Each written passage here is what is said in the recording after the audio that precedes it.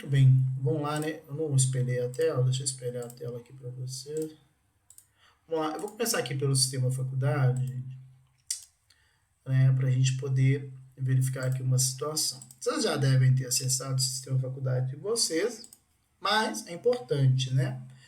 Em sala virtual aqui, ó, disciplinas nossa, empresarial 4. Eu sempre confundi, eu penso que vocês estão no empresarial 3 ainda, mas já passou. Aqui dentro das nossas aulas, né? Nós temos aqui dentro do apresentação da disciplina e cronogramas da atividade, cronograma das atividades, já marquei as VAs. Se tiver oportunidade de ver aí, mas se não tiver, não tem problema não. Tá bonitinho aqui já para nós, ó. Aula passada eu disse que nessa nossa aula de hoje eu iria trazer para nós aí as datas das VAs e já está disponível aí, ó. VA1, 6/9, VA2, 27/9, VA3, 8/11 e VA4, 15/11. Prova inicial dia 18/10 de outubro. Lembrando que a prova terá 24 horas de duração e mesmo sendo do turno da noite, começa às 7 horas da manhã, né? Então, não, toma cuidado com essa situação aí. Quem porventura perdeu a inicial ou quer melhorar, também 24 horas, só que a prova suplementar começa no dia 1/11. E a nossa prova final, lá, também tudo começando às 7 horas da manhã, 7 horas, né? Faltou um Hzinho aqui agora que eu tô vendo, mas não importa, não são 7 minutos, são 7 horas, né? Duração de 24 horas, depois eu mudo isso aí, tá? Tudo no sistema faculdade, prova final fechada, prova inicial aberta, 3 questões A e B.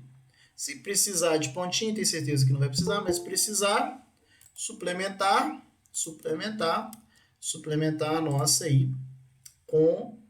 Lembrando que é suplementar o máximo, se você fizer o máximo que você chega são 60 pontos, né? Também são 24 horas, lá no dia 15/12. Ninguém vai fazer, tá todo mundo tranquilo, beleza.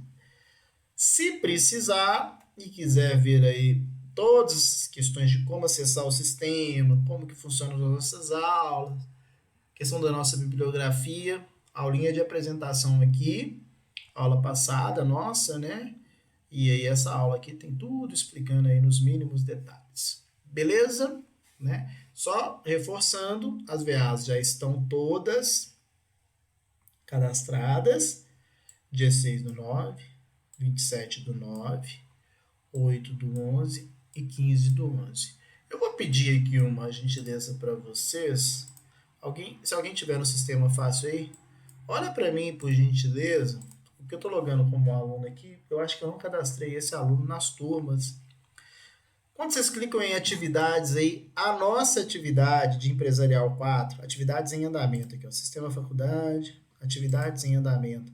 A nossa atividade, as nossas VAs estão aparecendo aí para você? Aqui, ó, aqui aparecendo para mim, teoria da empresa e direito empresarial. Tá aparecendo? Ah, então tá ótimo. É porque eu devo ter deixado de Tá colocar sim. esse aluno teste aqui, ó. Eu mesmo não me matriculei na minha própria matéria. Depois eu vou fazer isso, por isso que eu não tô vendo. Tô vendo as outras, teorias de contratos e direito empresarial. Eu fiquei na dúvida se eu tinha cadastrado ou não. Mas então eu cadastrei, tá ótimo, né? Então, cuidado, cuidado, né? Cuidado aí com as datas. Nós podemos pensar que está longe, mas não está não, né? Não está longe não. A nossa primeira VA, que dia que é? 6 de setembro. Não é isso? Deixa eu só olhar aqui. Eu acho que é 6 de setembro mesmo. Tô ficando velho, não consigo lembrar desses negócios não. Tem que olhar, tem que colar. 6 de setembro. Deixa eu ver aqui. Visualizar. Isso. 6 de setembro.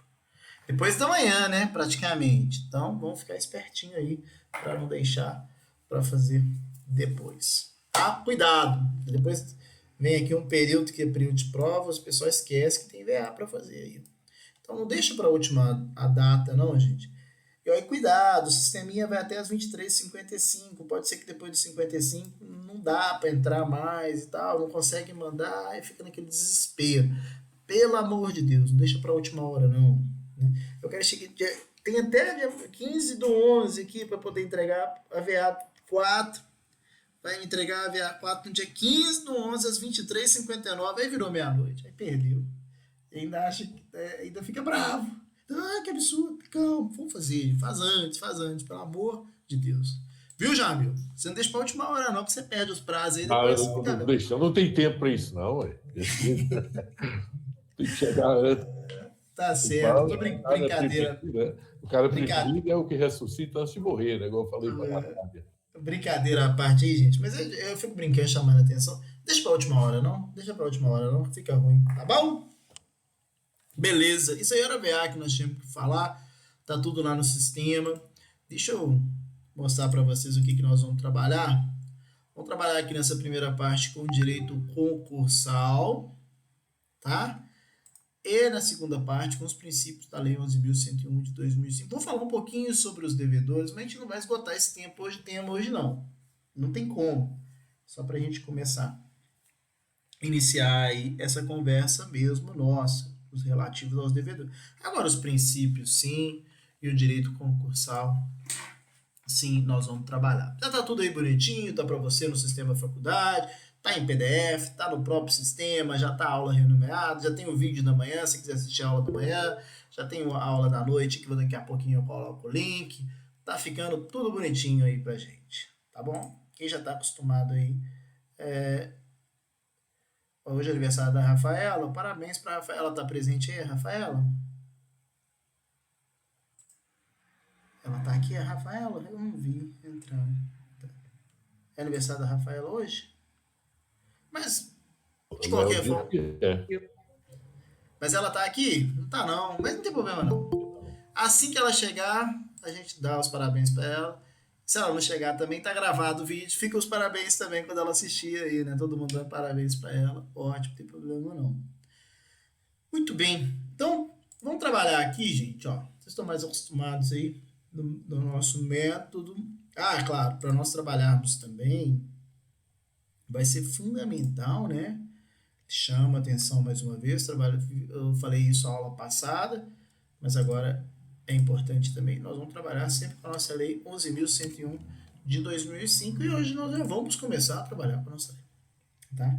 Privilegie sempre o site do Planalto, vou fazer essas observações iniciais sempre nas primeiras aulas, porque mais uma vez, ó, houve modificação dada pela lei 14.112 de 2020. No finalzinho de 2020, que começou a vigência agora, início de 2021, janeiro de 2021, bem início ali, né? Então mudou bastante a nossa lei. Então vamos sempre entrar pelo site do Planalto para não pegar uma legislação desatualizada, né? Agora sim, vamos lá, tá? Esse semestre, claro, nós vamos trabalhar com recuperação judicial, vamos trabalhar com recuperação extrajudicial e vamos trabalhar também com falência. Nós vamos então trabalhar com uma parte do chamado direito concursal, tá? E o grande questionamento que se faz inicialmente é isso: o que é esse direito concursal? Eu já vou mesclando também alguns princípios, aqui nós já vamos trabalhando com isso ao mesmo tempo. Depois você vai fazer uma leitura no nosso PDF, vai fazer os exercícios, depois deixa mais atenção para isso. Mas esse questionamento está sendo feito aqui agora, ó. O que é esse direito concursal? Grande questionamento. O que é esse direito concursal? Né? Esse direito concursal, ele vai nascer da seguinte forma. E olha, deixa eu só te fazer uma observação inicial. Vou colocar uma observação aqui. Nós vamos trabalhar com parte do direito concursal. Nós vamos trabalhar basicamente com a nossa Lei 11.101 de 2005. Recuperação judicial, extrajudicial, né, como dito, e falência. Parte do direito concursal. Nós não vamos trabalhar com todo o direito concursal. Não. Então vamos lá, o que é esse direito concursal? Quando nós estamos diante de uma seguinte situação, olha, nós temos um devedor.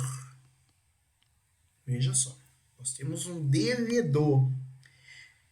E esse devedor possui vários credores. Nós temos credores aqui no plural e nós temos um devedor. Se esse devedor está adimplente, se ele vai realizando o pagamento dos seus credores, se ele não se encontra em um estado de insolvência econômica ou insolvência jurídica, né? Ou seja, assim, no jargão popular, se esse devedor está em dia com o pagamento com os seus credores, tranquilo, vida que segue, né? Vai vencendo uma parcela, paga, vence outra, paga, vence uma obrigação ali, quita e vai levando a vida. O problema surge, vê se concorda comigo, o problema surge quando o devedor não possui aqui, ó, simbolizado pelo real, não possui patrimônio suficiente para poder pagar todos esses credores. E aí surge esse grande problema, surge um celeuma, né? Um problema aí. Qual que é o grande problema que surge? O grande problema que surge é qual credor tem o direito de recebimento prioritário, né? Porque veja, olha a situação que está sendo trazida para nós. Nós temos um devedor, esse devedor possui vários credores, aqui no plural, e esse devedor não tem patrimônio para poder pagar todos os credores. Qual que é o problema? Qual que é o problema que nós estamos nos deparando? Quem vai receber primeiro? Vamos analisar algumas questões para a gente poder identificar o que eu estou tentando trabalhar com vocês. Veja, no jargão popular, da forma simples, né? Se existem vários credores, ó, só bem simples, bem simplório, só para a gente entender mesmo. Se existem vários credores e se todas as obrigações são vencidas, imaginemos que nós temos obrigações que venceram no dia 13 do 3, lembrando que hoje são 16 do 8, né? Só para a gente colocar um marco temporal. 12 do 3, outra obrigação aqui, 13 do 3, 14 do 3. Né? Existem vários credores já com obrigações todas vencidas. Qual que é o credor que vai receber primeiro? Qual que é o credor que recebe primeiro? Aí eu imagino que é o que venceu primeiro, não? Não chegar é, primeiro, né? não é então que nós temos aquele ditado popular que diz que quem chega primeiro bebe água limpa? Isso. Quer dizer, Não é? primeiro, né? Não é? Então, é. Mas veja, e se tiver, aqui ó, marco temporal tá aqui. E se tiver um credor que o vencimento é lá no dia 20 do 12? Perdão. Uma dívida futura, portanto. Como é que fica? Imagina que o credor primeiro aqui do dia 13, o do dia 12, o outro do dia 13, o outro do dia 14, correram. O do dia 12 foi rapidinho com a execução, recebeu. O do dia 14 correu, recebeu. E os outros não estão recebendo aquela coisa toda. Tá acabando o patrimônio. Como é que fica esse coitado aqui, ó? Como é que fica esse coitado aqui? Que ainda vai receber no dia 20 do 12. Ele não recebe, não? Ele não pode executar antes, né, do vencimento a dívida, né? Não pode executar antes do vencimento. Mas vai ficar assim mesmo? Tá acabando. E aí? Não, ele pode Tem uma entrar. previsão, né, me parece, que quando ele está insolvente, dá para poder executar antes do vencimento. Isso. Né? A palavrinha é essa. Quando é vida normal, tem dinheiro para pagar todo mundo, não tem problema. O problema vem a insolvência, né? Quando nós estamos aí diante de uma insolvência civil, de uma insolvência jurídica, né? Guarda essa palavrinha, insolvência jurídica, nós vamos dar muito essa insolvência jurídica aqui dentro do nosso curso de falência e recuperação judicial. Eu estou te chamando a atenção, né, trazendo aqui exemplos soltos, para te mostrar o seguinte, né? Existe nas várias legislações, uma delas, a Lei 11.101 de 2005, que trata da insolvência jurídica, não econômica, né? Uma insolvência jurídica, prioritariamente na falência, a não ser na autofalência, que é insolvência econômica, vamos falar aí, que trata aqui dessa insolvência jurídica, ou também regula a insolvência econômica na autofalência, mas que trata da falência, trata da recuperação judicial, nós estamos diante de uma situação em que há um concurso de credores. Ou seja, nós estamos diante de uma situação que não vai, principalmente na falência, né?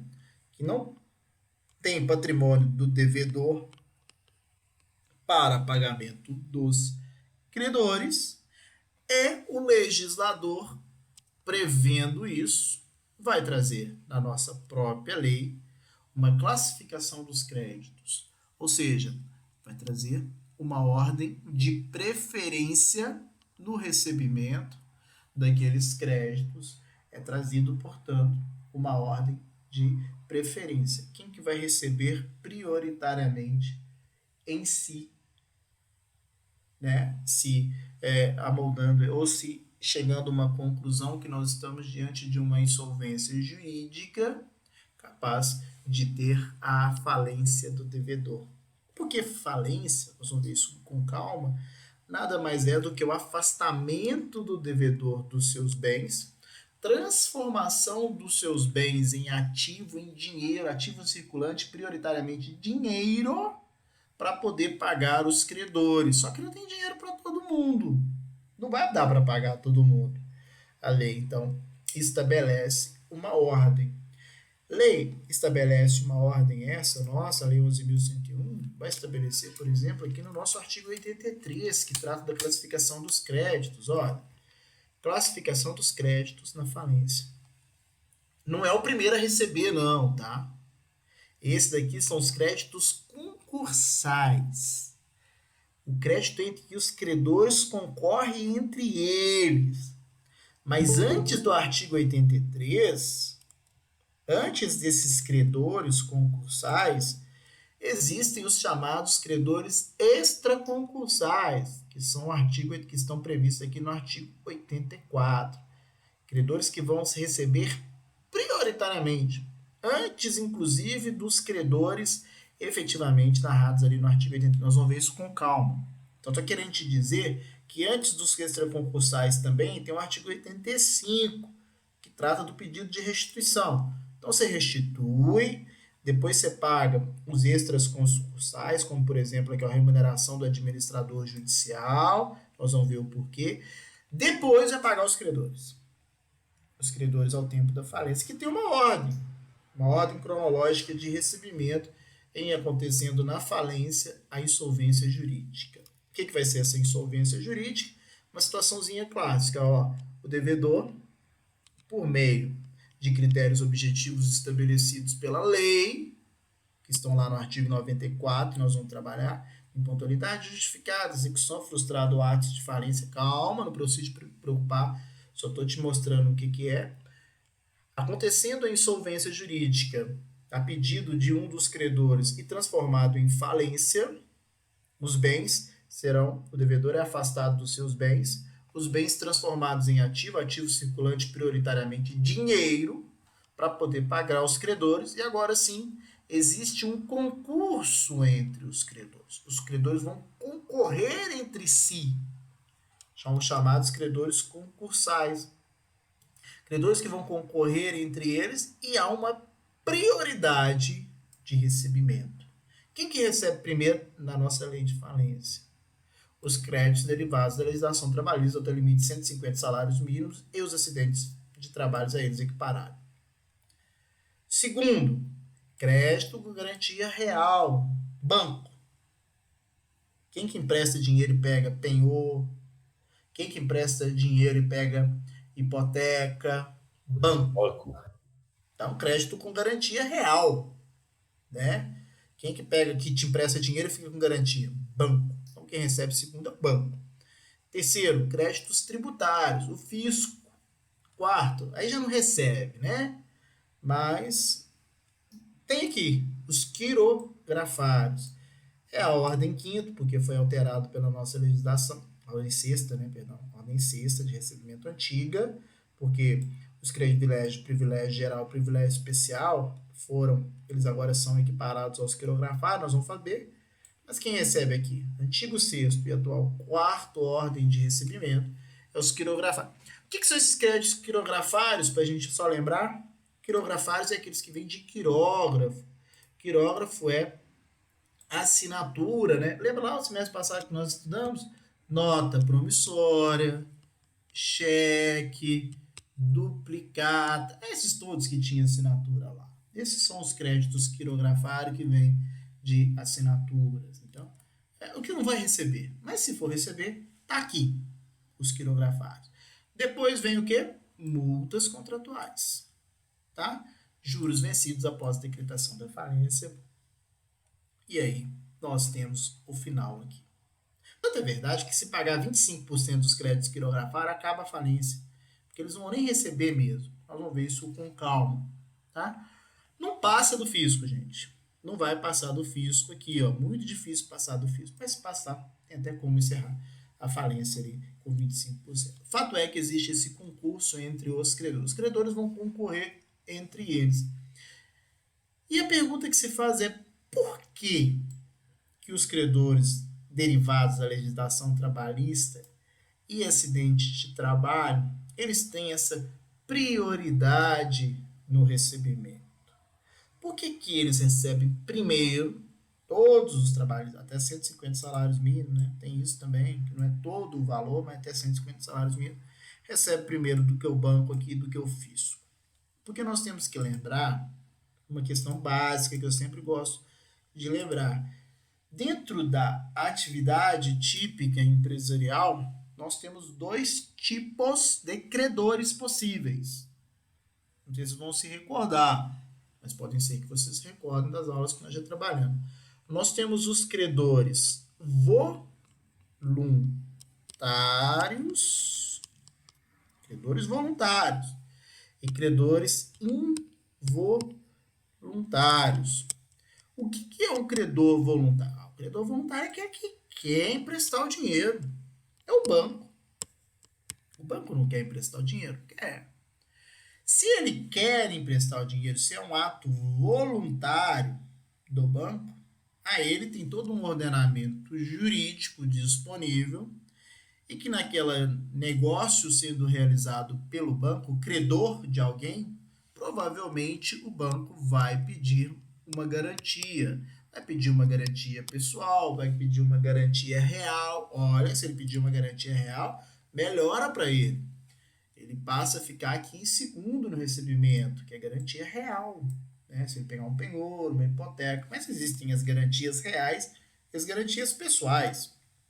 Garantia real, penhor, hipoteca, garantia pessoal, fiança em contrato, o aval nos títulos de crédito. Então, o banco é um credor voluntário. Ele emprestou porque ele quis, é o negócio dele. Exemplo clássico, né? Credor voluntário.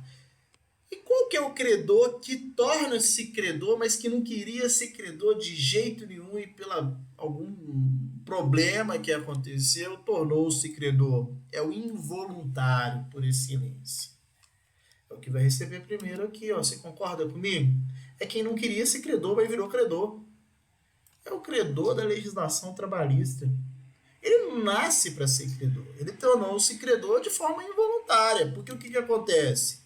A pessoa trabalha lá os 30 ou 31 dias e tem que receber até o 5º dia útil. Não é assim que funciona? Tem que receber lá até esse 5º dia útil aí. Se ele não recebeu, não é porque ele quis, ele não pôde pegar a garantia, ele não pôde realizar nada. Há um descumprimento do contrato de trabalho.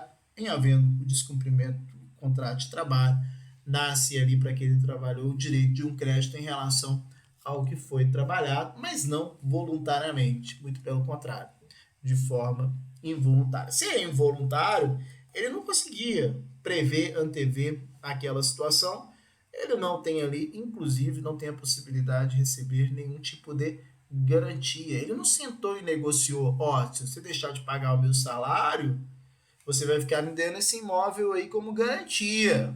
Não tem essa possibilidade, né? É um credor involuntário. Daí ele receber de forma prioritária. Nós temos várias classes desses créditos, nós vamos ver com calma. É claro que dentro dessa classe de cada uma dos créditos há uma igualdade entre os credores. Então tem ali para poder pagar 10 salários mínimos para todos os credores. Então, pagar 10 salários mínimos para todos e pronto. Acabou. O dinheiro acabou. Acabou. Não paga mais ninguém. Faliu, acabou. Né? Depois que pagou todos até o limite de 150, passa para a próxima classe. Ah, conseguiu pagar todos, até o limite do bem gravado. Pode nem existir essa classe, né? As classes podem não existir. Aí é que passa para o outro. O que eu quero dizer é que cada uma das classes eles vão concorrer em igualdade, mas existe uma prioridade de recebimento acima das classes.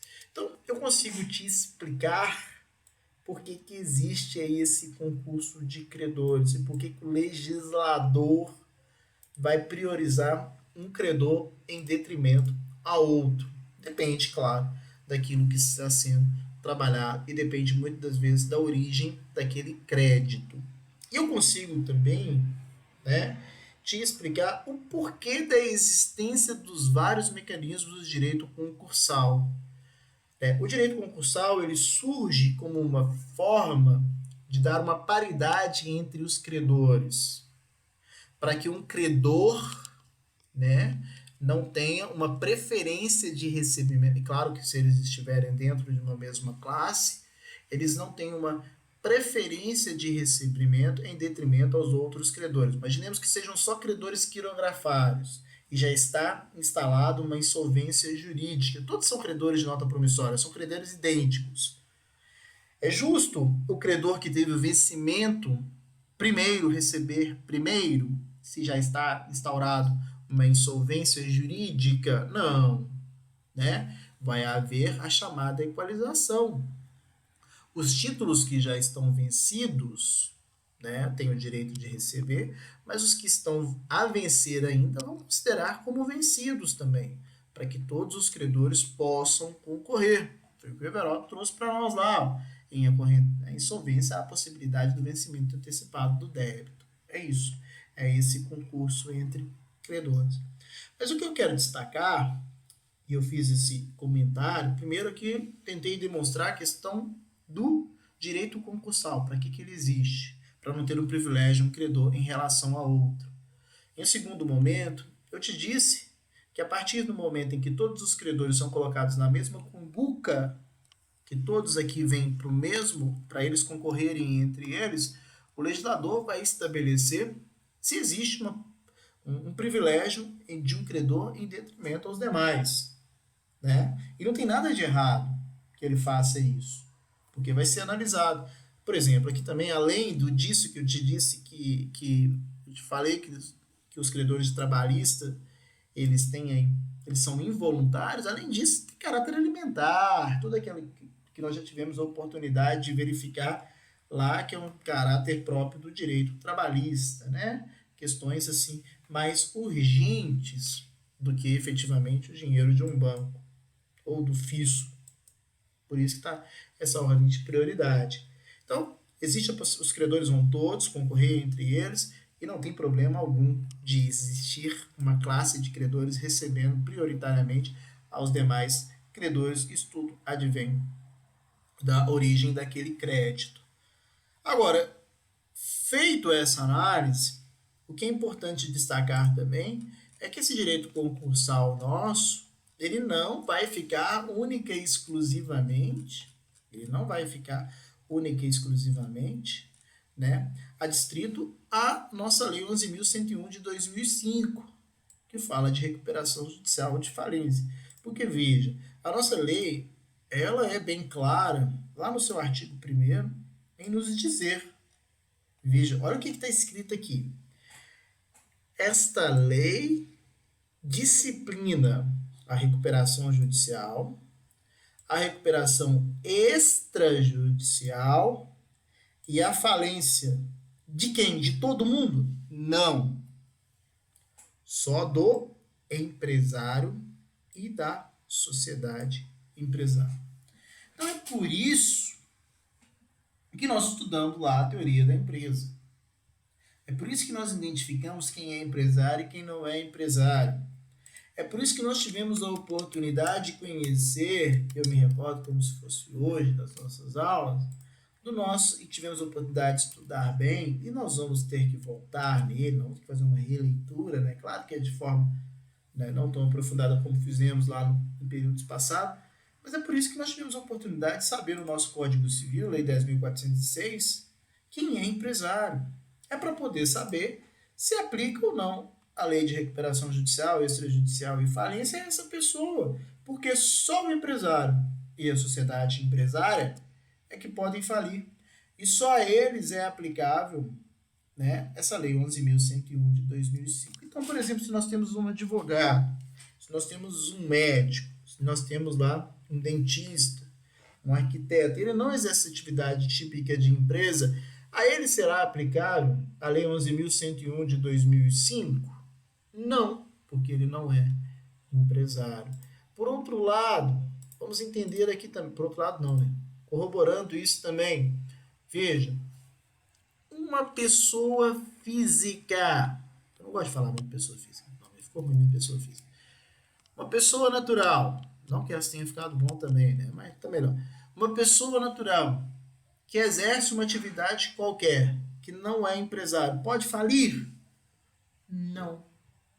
Agora, se uma pessoa natural exerce atividade típica de empresa, Carlos Henrique, sei lá o que, padeiro, Eiré não, empresário individual, microempreendedor individual, né? Se a pessoa natural for empresário individual, aí, claro, ela vai falir. Não porque é pessoa natural, consegue ver? Mas sim porque é empresário. Lembremos sempre que os nossos empresários, nós vamos falar melhor sobre isso. Aula que vem, hoje não. O nosso empresário pode ser individual ou o empresário pode ser coletivo, sociedades empresárias, uma limitada. Lembra disso lá? Criação da pessoa jurídica, ou o empresário pode ser pessoa natural, né? Pessoa natural aqui sem a criação da pessoa jurídica. Nós vamos falar disso não. O que eu quero que você entenda é o seguinte: existe no ordenamento jurídico brasileiro a falência da pessoa natural que não exerce atividade de empresa? Não. Não. Em outros ordenamentos, vamos pegar lá os Estados Unidos, uma parte da Europa, existe a possibilidade da falência da pessoa física? Exemplo, Estados Unidos. Pode. Lá pode falir. Lá pode falir. Vamos pegar aqui o exemplo aqui dos Estados Unidos. A pessoa, ela não consegue pagar mais os seus credores, né? Sobrou para ela ali pouquíssimo patrimônio, alguns meses, ou nem tem patrimônio, não importa, mas tem pouco, tá? E não importa se ela tem ou se ela não tem, se vai pagar ou se não vai pagar, lá nos Estados Unidos. Ela vira para o Estado, por meio da sua legislação, e fala assim, olha, o Estado, eu estou colocando aqui o cabo aqui, gente, peço perdão, eu estou tentando ligar aqui a fonte do computador, agora eu consegui. Mas ela vira para o Estado e fala assim, gente, Estado, eu não tenho condição de pagar meus credores. Não tenho condição de pagar meus credores. Tem só esses bens aqui e pronto. Tá? Eu quero falir. O Estado fala, ok, você está falido. Faliu. Pega todos os bens que encontrar e passa para os credores. E vida nova que segue agora. Você vai fazer uma reciclagem, o Estado vai te auxiliar, você vai fazer um curso, o Estado vai te auxiliar em algumas questões, você vai voltar à atividade econômica, você vai voltar a consumir, né? Você não vai fazer isso todo tempo também, existe lá também os temperos da legislação, porque senão você faz isso todo mês, aí você está dando o golpe, né? Isso não é essa a história. Mas aconteceu isso, o credor recebeu ou não recebeu, pronto, acabou, a vida que segue, vai consumir novamente, vai ser integrado novamente, vai ser tentativa de realocação dentro do mercado, mas vida que segue. E tem que ser assim, gente. E tem que ser assim. Vamos fazer uma análise crítica no Brasil, como é que funciona? Ah, no Brasil não tem essa possibilidade, não, porque é um absurdo. A pessoa não paga, vai falir e depois continua a vida que segue. E, gente, isso aí é uma análise deturpada. Não adianta nada, né? Olha, vê o que acontece no Brasil. A pessoa física fica devendo do mesmo jeito. A pessoa física não vai pagar os credores, porque não paga, gente. Não tem como de pendurar na Praça 7 e açoitar o coitado para poder pagar. Encontrou os bens, pagou ou não pagou. Aqui é a mesma história. O credor não recebeu. E nem vai receber, ou recebeu os poucos bens que foram encontrados. Aqui é a mesma coisa que acontece no Brasil. Só que aqui, né, o que acontece?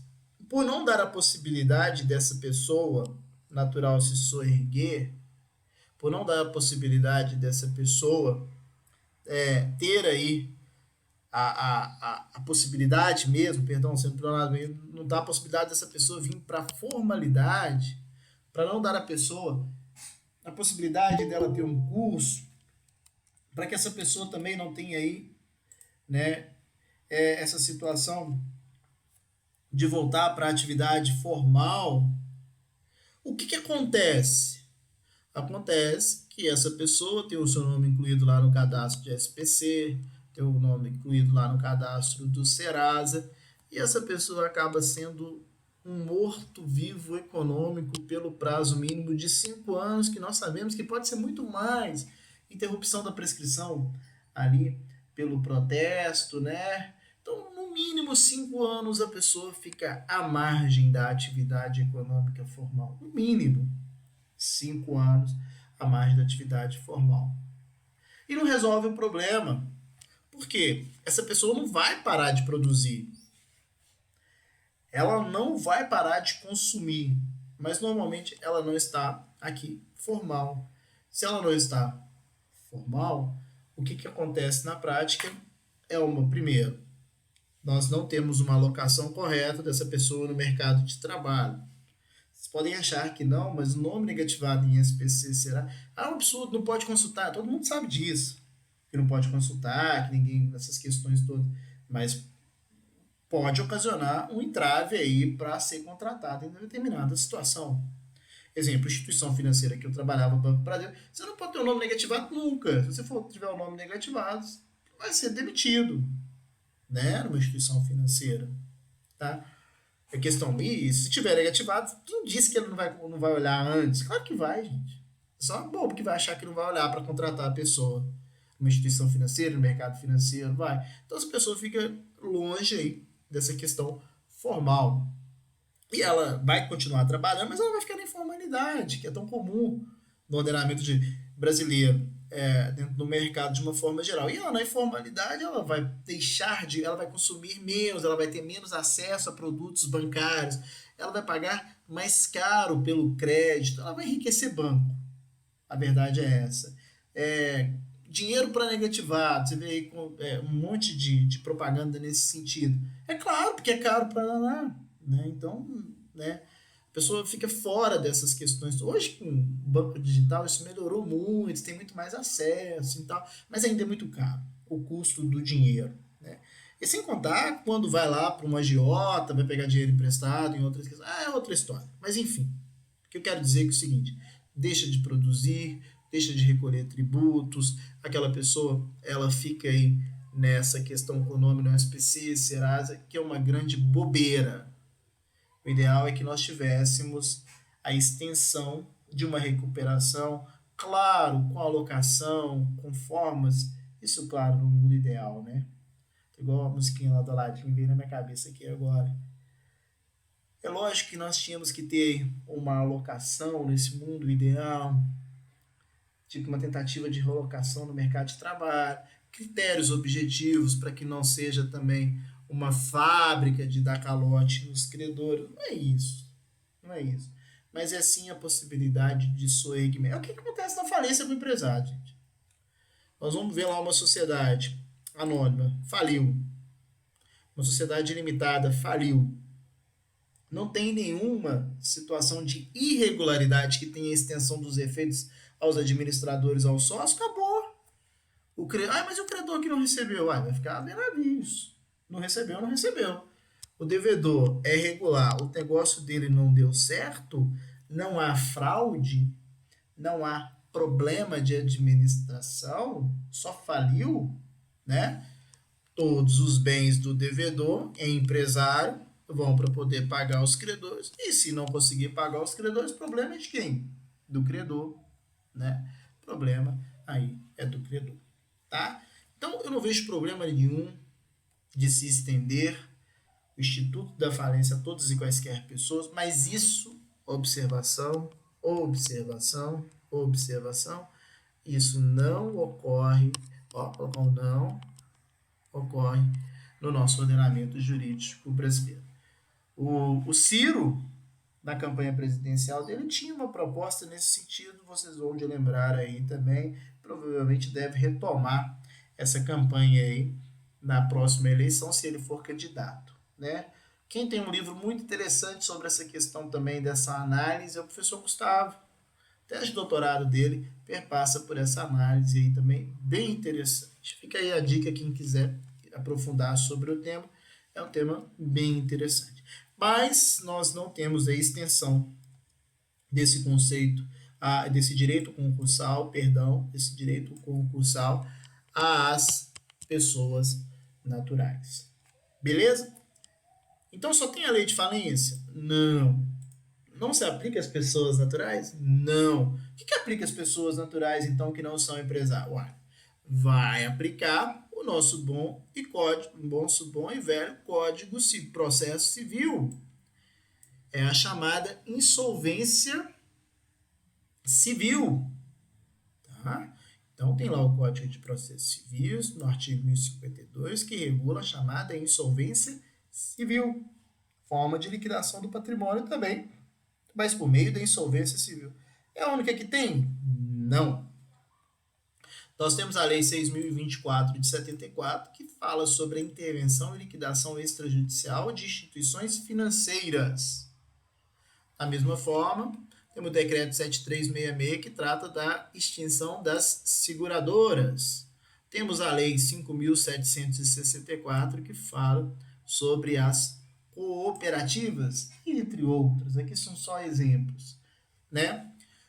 Por que as instituições financeiras não se aplica a Lei 11.101 de 2005? Por que eles têm uma forma de concurso entre os credores diferente, né? Por quê? Olha, nós voltamos aqui à Lei 11.101, fala o seguinte: essa lei se aplica à recuperação judicial, disciplina, né? Recuperação judicial, a recuperação extrajudicial e a falência do empresário e da sociedade empresária. O artigo 2º fala pra gente, ó, vê o que o artigo 2º fala. Mesmo sendo empresário, tem umas atividades que, mesmo sendo empresário, não aplica essa lei aqui não, aplica outra. E tá aqui, ó, Lei 6.024, Decreto-Lei 7366, Lei 5.764, que trata de cooperativo, o decreto trata das seguradoras, a Lei 6.024 fala sobre as instituições financeiras, e a lei fala, ó, não aplica não.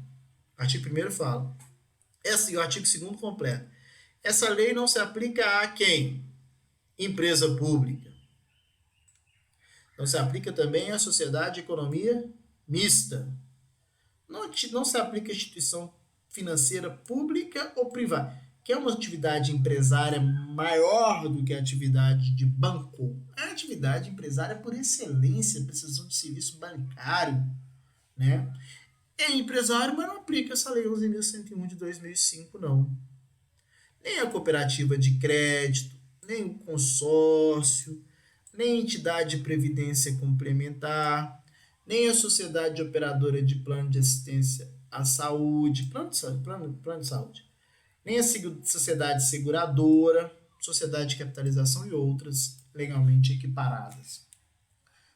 Por que essa lei não se aplica a uma instituição financeira privada, por exemplo? Por que que não se aplica uma previdência complementar? Por que que não se aplica um consórcio? Por que que não aplica cooperativa de crédito, seguradora, plano de saúde, capitalização e outras, né? Tem um traço comum nessas atividades. Qual que é o traço comum nessas atividades? A especificidade da atividade realizada. Uma instituição financeira não pode ser tratada como uma sociedade limitada.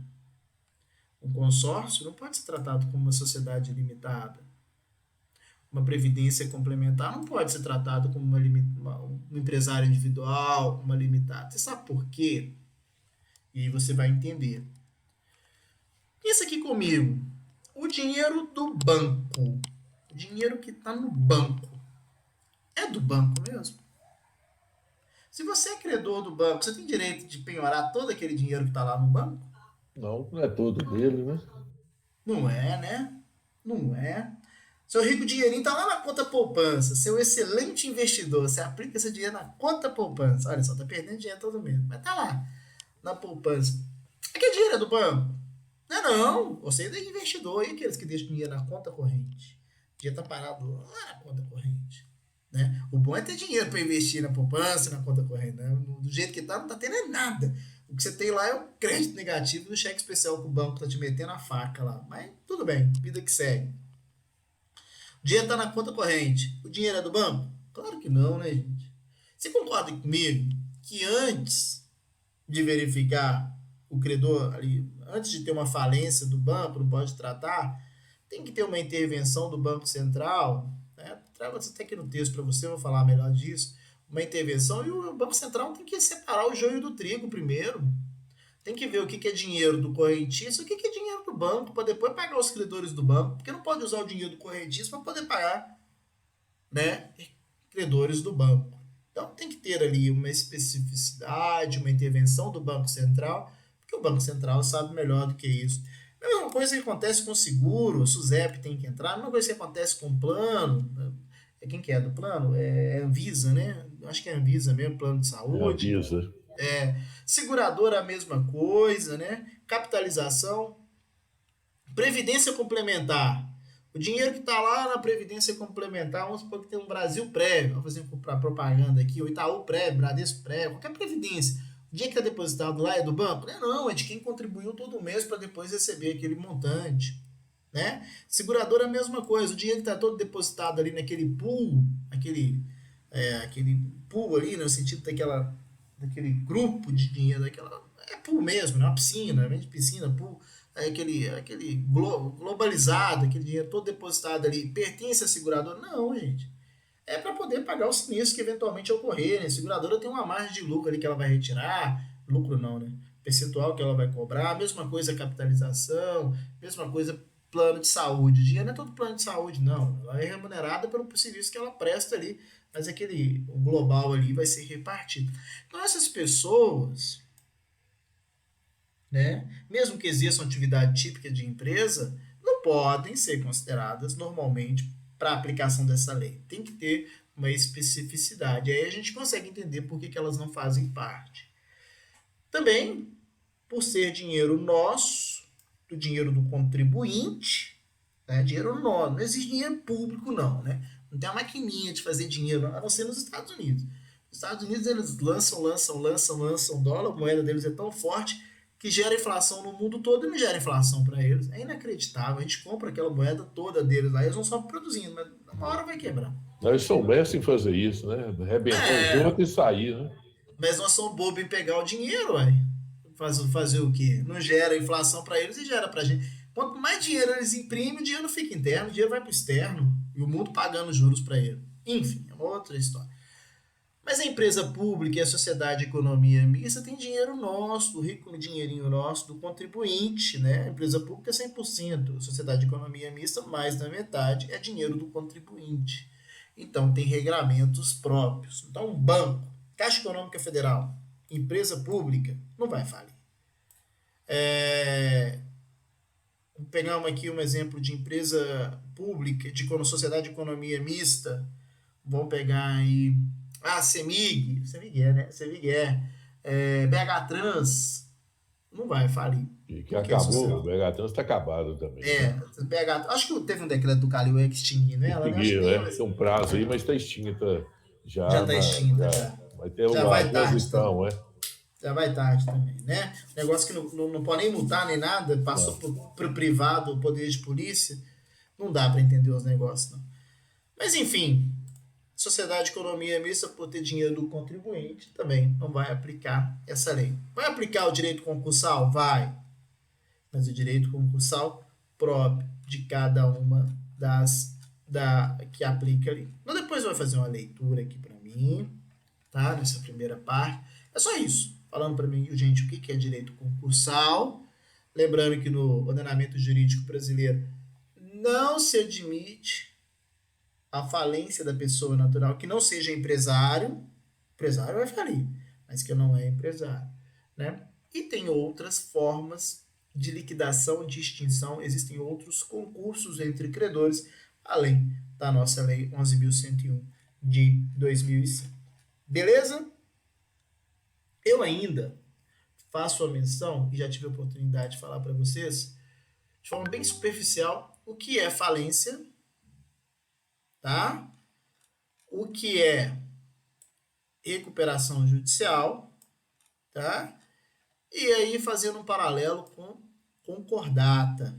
Eu sei que minha aula aqui vai acabar, só que eu vou mandar um outro link aí para vocês. Deixa eu ver aqui, acho que já me deu uma vizinha aqui. Não, ainda tem alguns minutinhos, não falou? Então vamos seguir. Tá? Vamos lá, rapidamente. De forma bem simples mesmo, tá, gente? Eu juro que eu tô partindo pro final já. Não preocupa não, já tá acabando, já não sei que vocês estão cansados, essas questões tudo. Falência. Nós tivemos a oportunidade de verificar. O que é falência mesmo? Falência é uma situação em que nós temos um devedor. Esse devedor tem vários credores.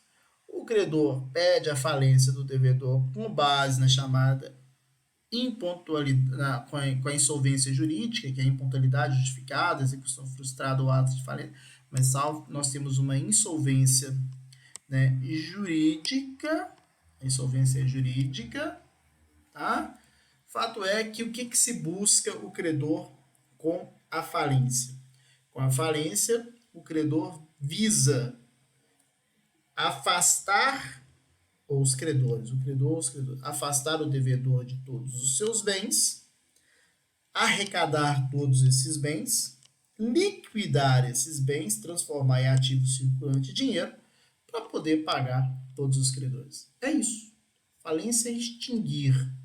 Falência é acabar com aquela atividade econômica. Tá? Isso é falência. Recuperação. Vou colocar entre aspas aqui, gente. Ó, pelo amor de Deus. Só para a gente entender. Recuperação. Não é isso não, mas é como se fosse. Só para você entender. Tá entre aspas aqui. Ó. É como se fosse um acordo. Tá? Acordo de que forma? Pensa aqui comigo. O devedor está passando por uma dificuldade econômica financeira, só que a atividade dele é uma atividade viável, é uma atividade boa. Ele não vende filme de máquina fotográfica, da Fujifilm, da Kodak, não é isso. Ele não vende CD, ele não vende vinil, né? A atividade é viável, uma atividade boa, lucrativa, só que ele está passando por dificuldade. Esse credor, então, credor não, né? Devedor. Tô falando devedor. Devedor está passando por dificuldade, a atividade é viável.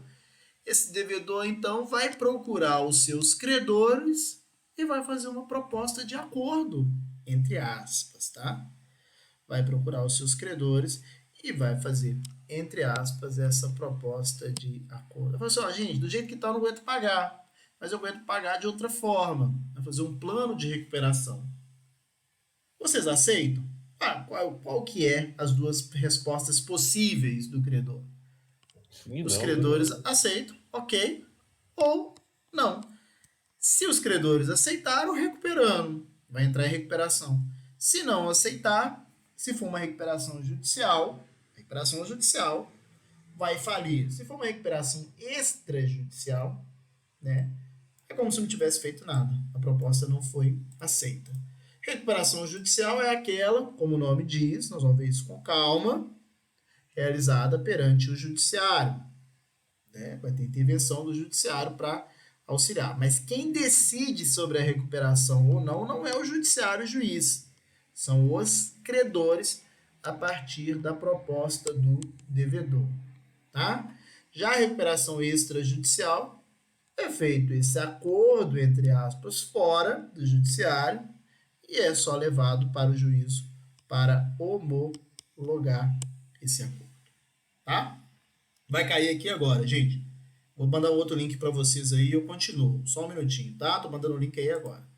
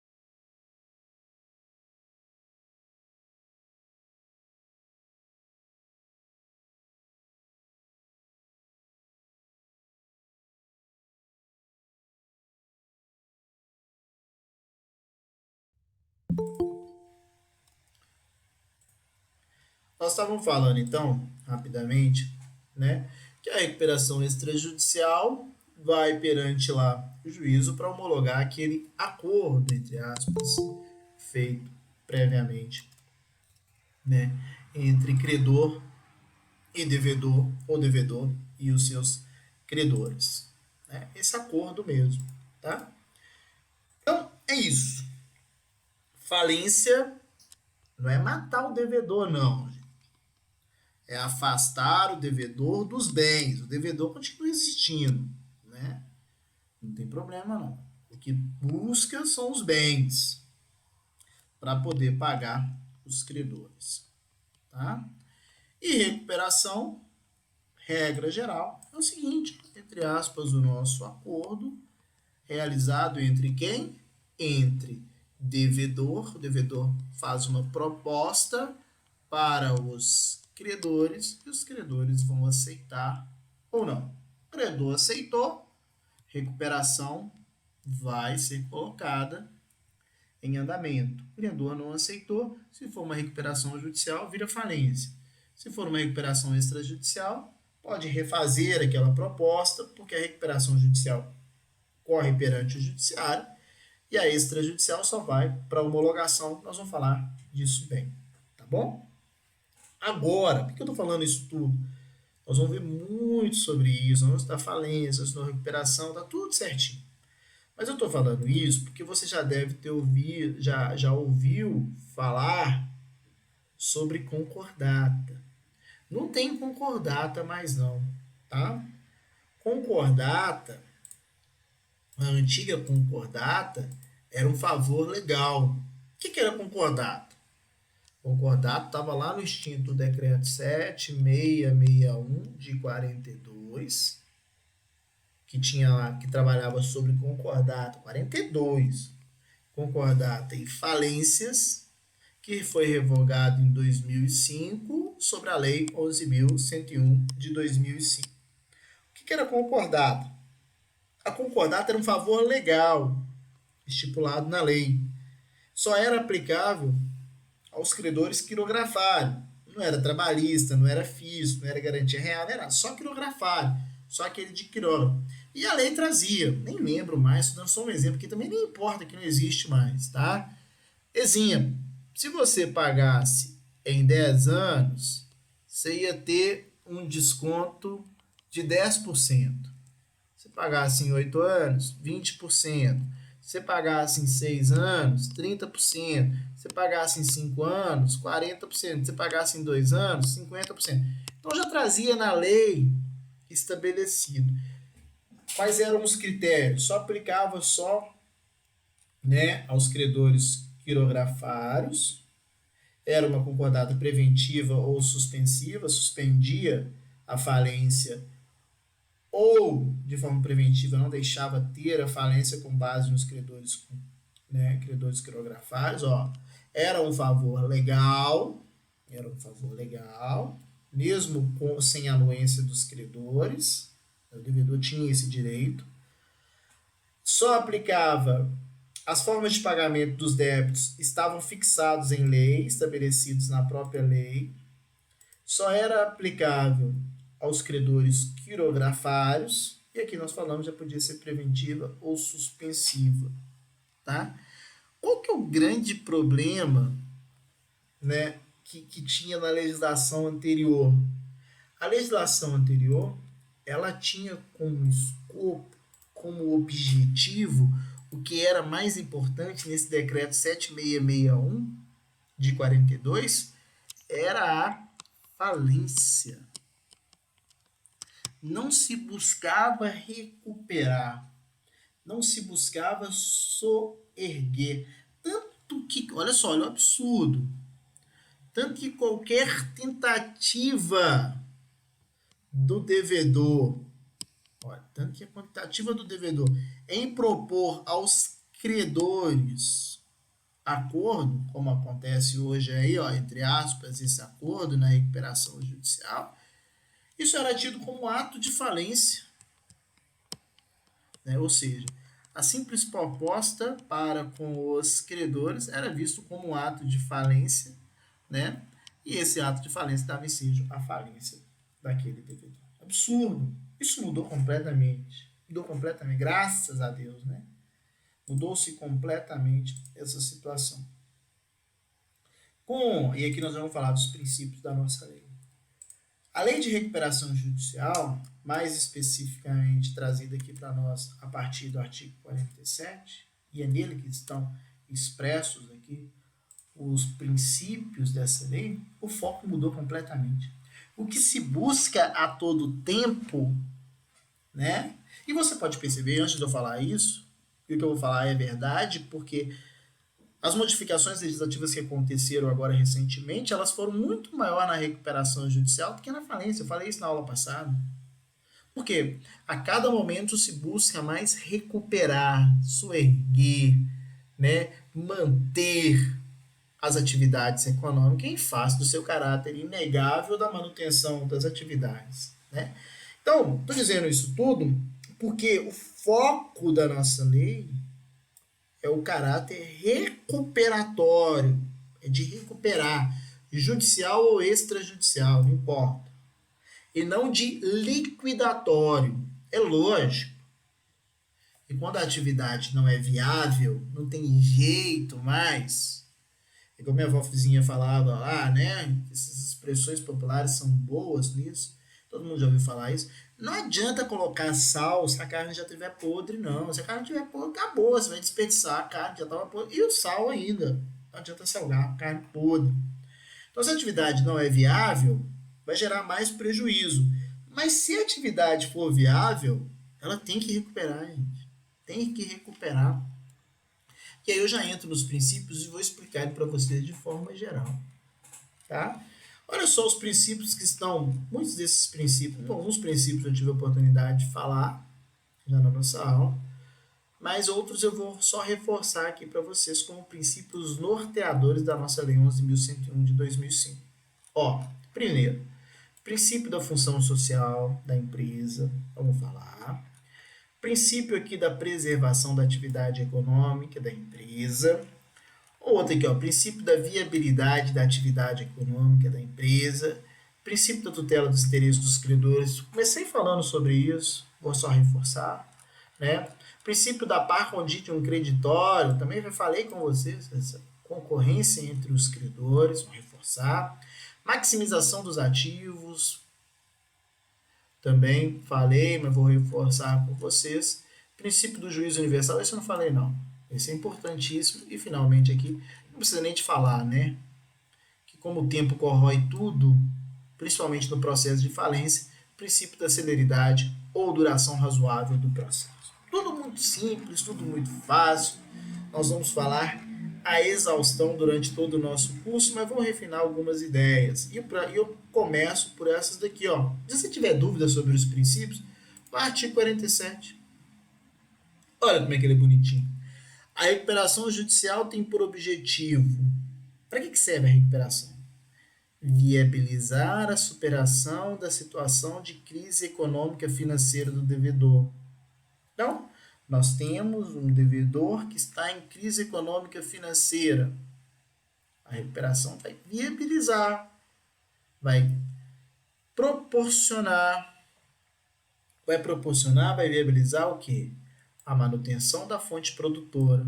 Não seca a fonte. Se você mantém a atividade econômica, esse é o princípio da manutenção da atividade econômica, da preservação da empresa.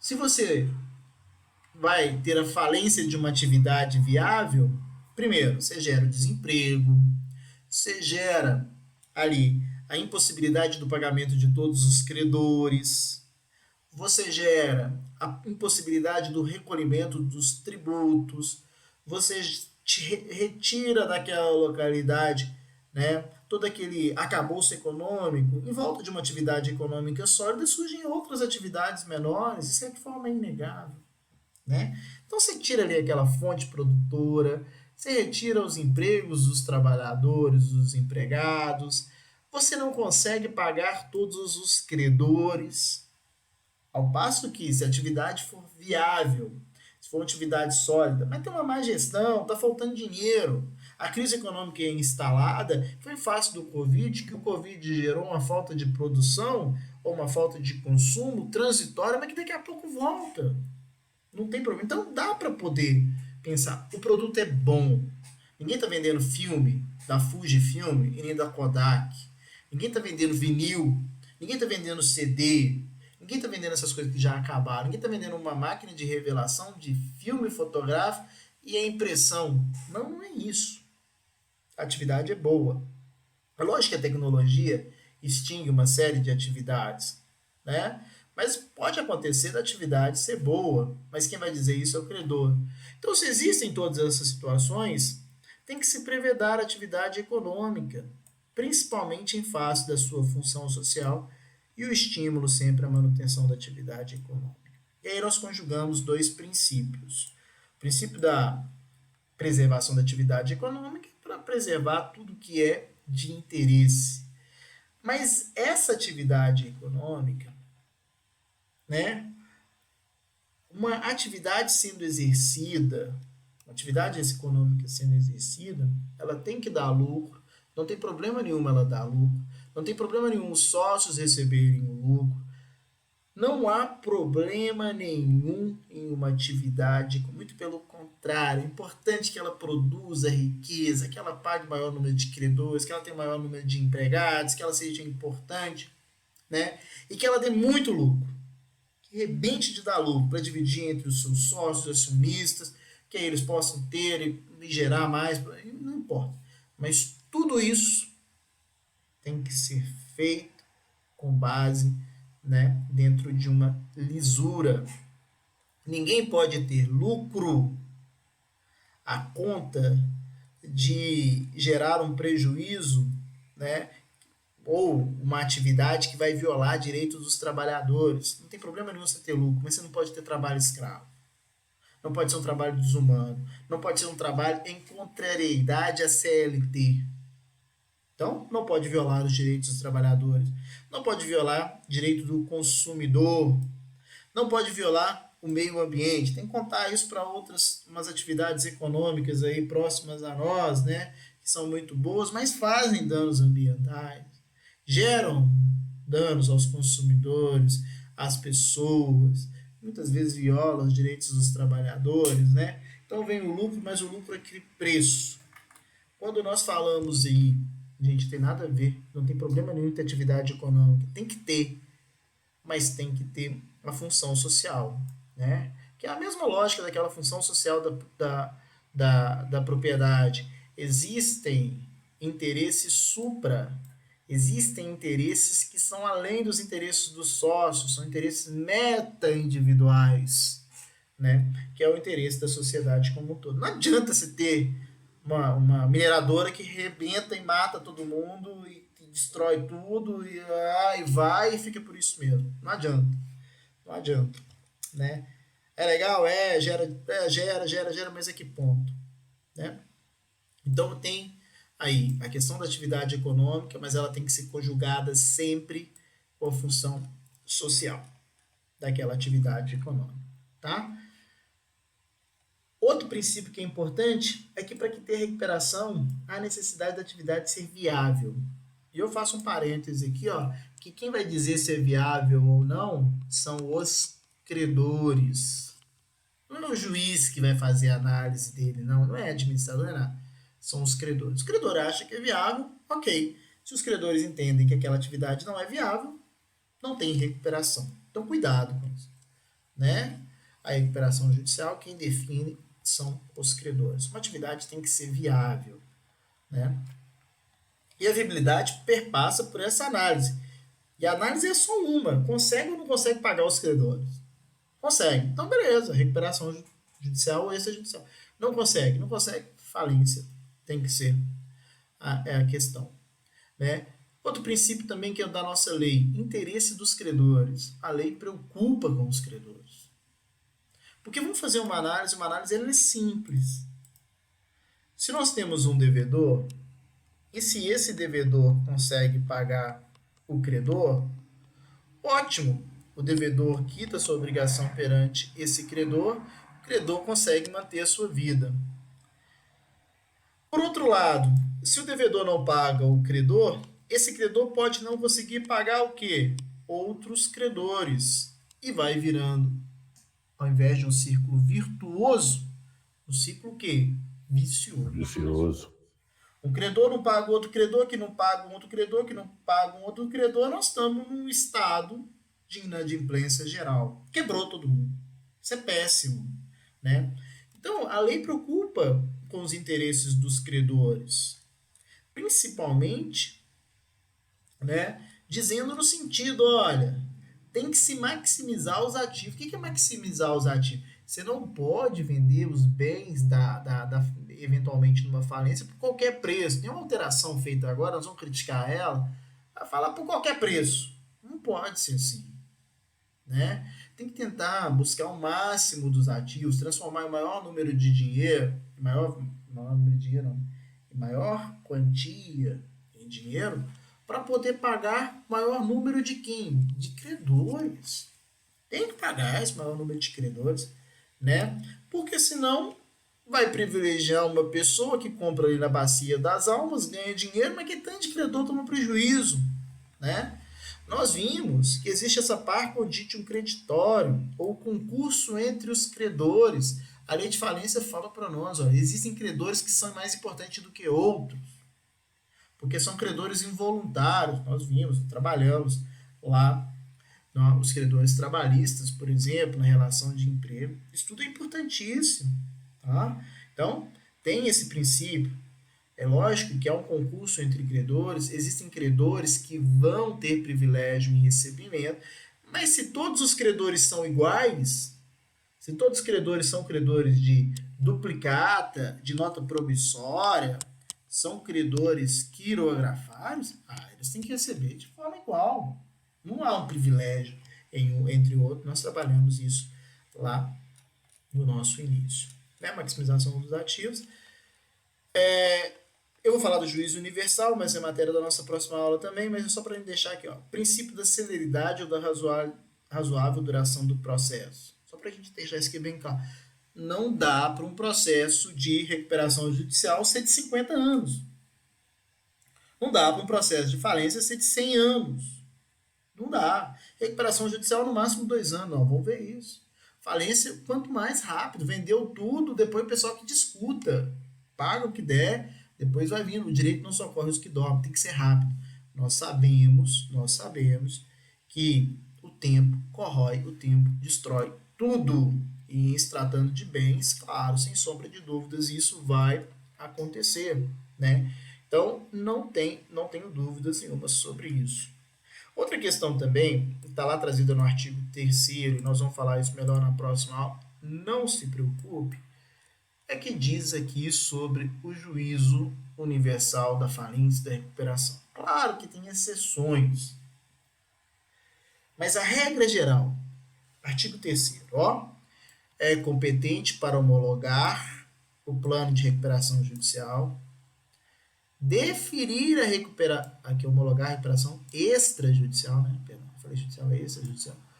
Deferir a recuperação judicial ou decretar a falência, o juízo do principal estabelecimento do devedor ou da filial de empresa que tenha sede fora do Brasil. A lei fala o seguinte pra gente, ó. Fala o seguinte pra gente, nós vamos ver isso melhor na próxima aula, quando eu falar também mais sobre os devedores. A lei fala pra gente, em se tratando de falência e recuperação judicial, tem exceções. Tem exceções. Recuperação judicial, o tributo, o fisco continua. Se for uma questão trabalhista, tem primeiro decidir lá no juízo trabalhista. Se for uma quantia ilíquida, nem é credor ainda, então tem que resolver isso primeiro, né? Fora as exceções, a lei fala o seguinte para nós: tudo que diz respeito à recuperação judicial e à falência tem exceções, não vou falar sobre as exceções, vai para o juízo do principal estabelecimento. E principal estabelecimento, aqui do artigo 3º, nós vamos ver isso também na próxima aula, é o local em que tem maior volume de negócios. Exemplo, a Fiat está aqui em São Paulo, está em Nova Lima, está em Betim, está lá no Recife, está lá nesses locais todos. Qual que é o local? O principal estabelecimento. Ah, tem que ver o quê? O maior número de negócios. O maior número de negócios dela é Nova Lima, na sede administrativa. Pronto, o principal estabelecimento é aqui. Ah, não, é Betim. Então, para ela, o principal estabelecimento é Betim. Ah, não, é lá no Recife. Ah, ela é São Paulo, principal. Então, pronto, é onde que tiver o maior número de atividade. Porque pode ter várias filiais, né? Qual que é o principal estabelecimento do Banco Bradesco? Está no Brasil todo. É lá em Osasco. Então, pronto. É lá. Banco não vai entrar, né? O exemplo foi ruim, é só para... Banco não aplica a lei de falência, regra geral. É qualquer outra aí, Magazine Luiza, sei lá, onde quer. Maior volume de negócios. O principal estabelecimento é maior volume de negócios. Não é no contrato social, não é no estatuto, não. Né? É onde tem maior número de negócios. E nós vamos ver. E vai tudo para esse juízo. Tudo, quase tudo. Né? Nós vamos ver que existem situações que não vão. A alienação fiduciária não vai. Né? Vou te adiantando aqui. Contrato promitente comprador com cláusula de irrevogabilidade e irretratabilidade não vai. Tá? Não vai quantias ilíquidas, não vai questões trabalhistas, não vai uma série de questões para esse juízo. E aí nós vamos ver isso tudo com calma na nossa próxima aula. Mas o princípio, e hoje nós estamos falando só de princípio, é esse, princípio do juízo universal. Tem que ter um juiz para decidir sobre tudo, sob pena de ficar um monte de decisões esparsas. Não é isso. Então, nós temos aí várias situações. E nós vamos falar melhor de que isso, né? Trata-se aí de uma competência absoluta, tá? E não relativa. Nós vamos falar sobre isso mais na nossa próxima aula, tá? Gente, eu estou andando rápido aqui, é porque nós vamos falar tudo sobre isso, não se preocupe mesmo. E principalmente aqui nos devedores sujeitos à Lei 11.101 de 2005. Nós começamos a ver quais são os devedores. É um só. Ou, na verdade, são dois, né? Não um. Empresário, na sua acepção individual, empresário individual, e as sociedades empresárias. Lembrando que alguns, mesmo sendo empresário, instituição financeira privada, aqui, ó, não se aplica. Mas isso nós vamos falar melhor na nossa próxima aula. Na nossa próxima aula nós vamos ter que rever questões relativas ao empresário, né? Código Civil, artigo 966, vai voltar. Nós temos que rever, né? Questões relativas à pessoa natural, à pessoa jurídica, a desconsideração da personalidade jurídica. Temos que refinar essas ideias. Mas não é para hoje, não. Isso aqui foi só para deixar um gostinho aí para a próxima aula. Gostinho de quero mais. Quero pedir só para vocês, ó, não deixe de fazer os nossos exercícios de fixação. Não deixe de fazer aí os nossos desafios, tá? E assistam aí as nossas aulas, beleza? Eu estou encerrando o vídeo aqui, mas eu volto aí para nossa sala. Um minutinho só.